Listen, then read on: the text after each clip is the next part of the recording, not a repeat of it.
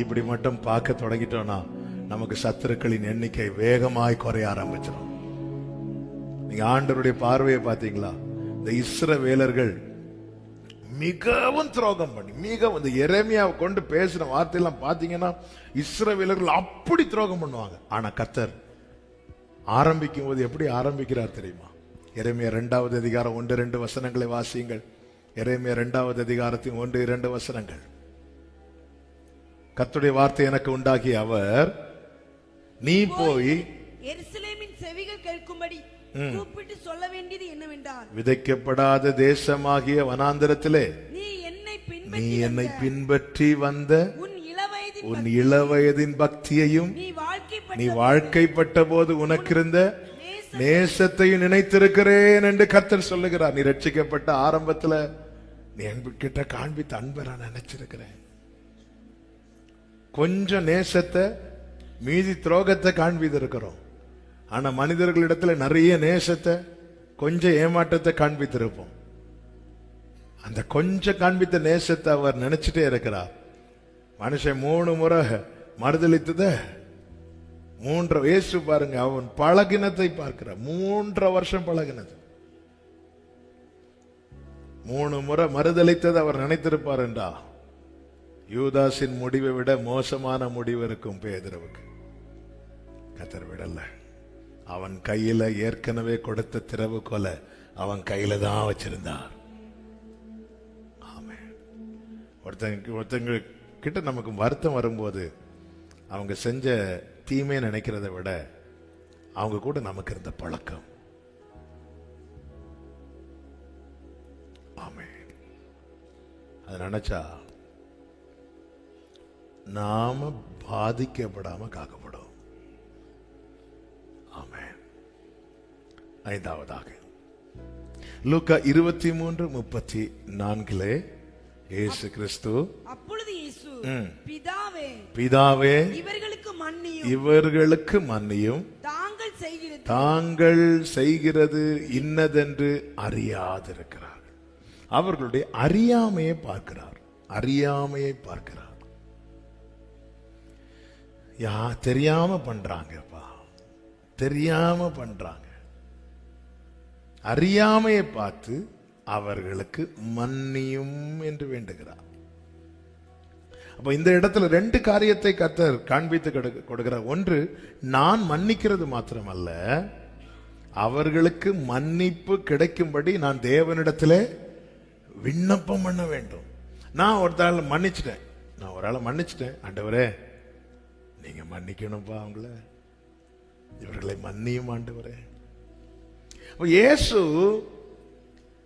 தம்முடைய ஆவியை ஒப்பு கொடுப்பதற்கு முன்னதாக இருதயத்தில் யாரை குறித்த வருத்தமோ கவலையோ கசப்போ ஒன்னும் வைக்காம ஒப்பு கொடுத்துட்டு தான் மன்னிச்சுட்டு மரணம் அடைந்தார். மன்னித்து மரணம் அடைந்தார். நீங்க தாவீது பாத்தீங்கன்னா, தான் மரணம் அடையும் காலம் வரும்போது தாவீத ஒருத்தன் கல்லெல்லாம் தூக்கி போடுவான். யாரு? சீமை. காலில் விழுந்து விழுவான். காலில் வந்து தாவீது காலில் விழுவார். வந்து இப்படி பண்ணிட்டேன், என்னை காப்பாத்துங்க. சரிப்பா, நான் உன்னை ஒண்ணுமே செய்ய மாட்டேன். ஓகே. ஆனா கண்ணை மூடுறதுக்கு முன்னாடி திடீர்னு தாவீதுக்கு ஞாபகம் வந்துச்சு. யார? பையனை கூப்பிடுறாரு, சாலமோன் இங்க வா, அவனுக்கு பார்த்தெடுத்து செஞ்சுட்டேனா. ஆனா இயேசுவை பாத்தீங்களா?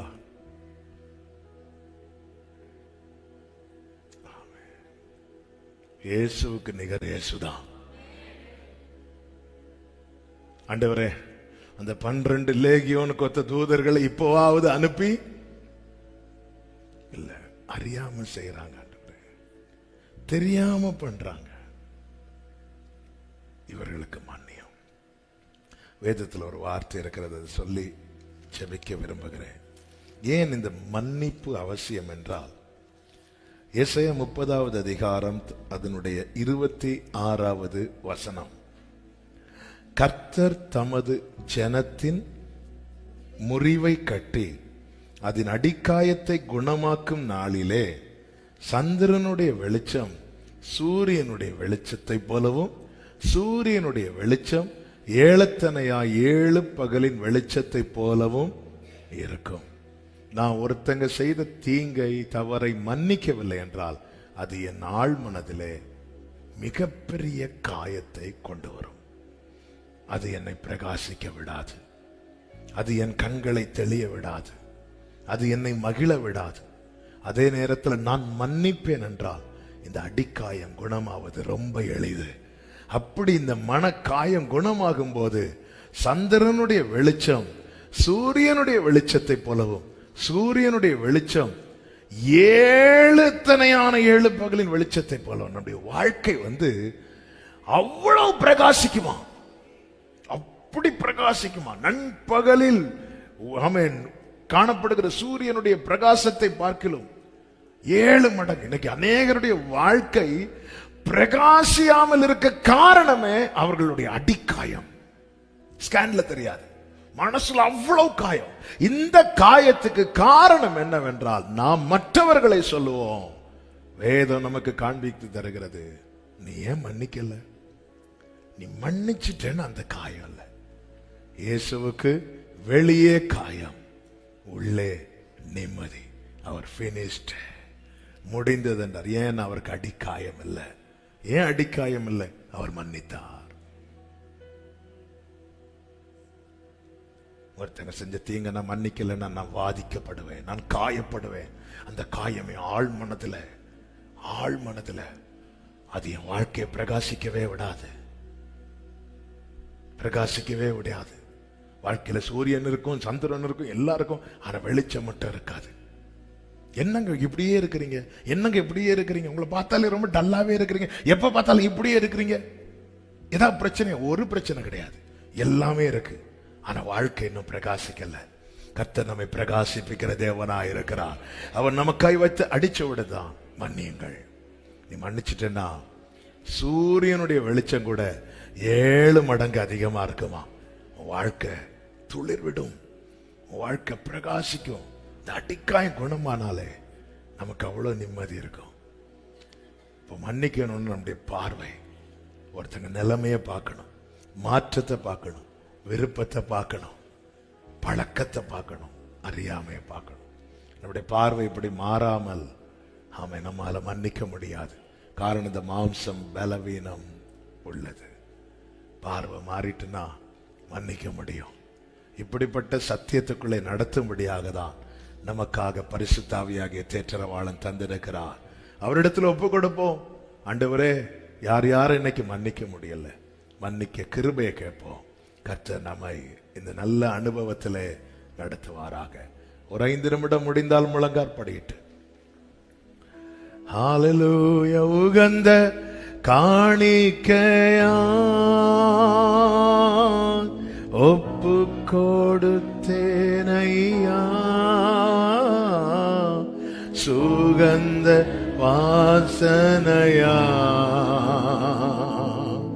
நுகர்ந்து மகிழுமையா,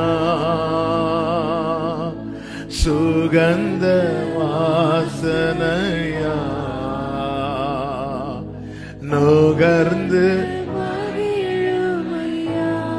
ஒரு விஷயம், வலது கரத்தை உயர்த்தி உங்க இடது கரத்தை இடத்துல வச்சு ஆன்லைன்ல பார்க்கிறவர்களுக்கும் உங்களால யாரும் மன்னிக்க முடியல.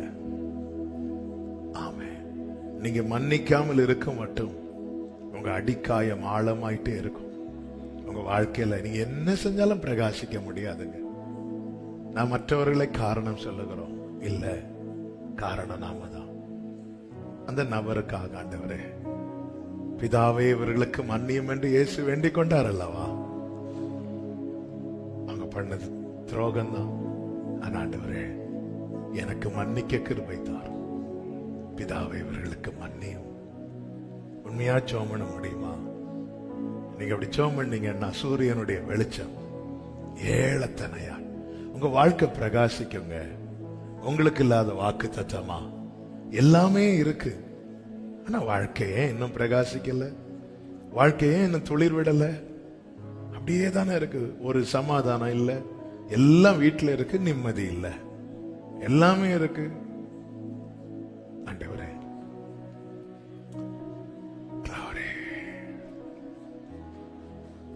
Glory. அப்பா எனக்கு கிருபை செய்யும். ஆண்டவரே எனக்கு அதிசயம் செய்யும். ஆண்டவரே மன்னிக்க கிருபை தாரும், மன்னிக்க கிருபை தாரும்.